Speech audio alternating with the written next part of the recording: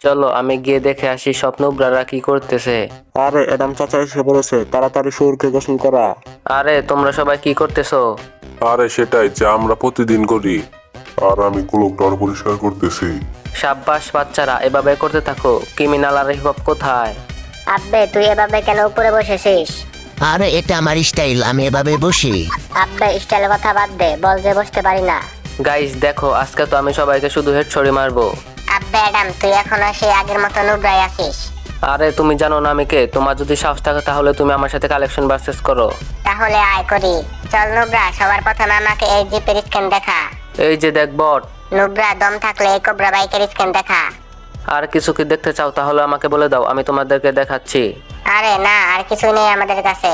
তো এই যে দেখো হিপহপের স্পেশাল টয়লেট। আরে এটার চাকা কোথায়? দেখতে পারছি না। দাঁড়াও, আমি তোমাকে সাহায্য করছি।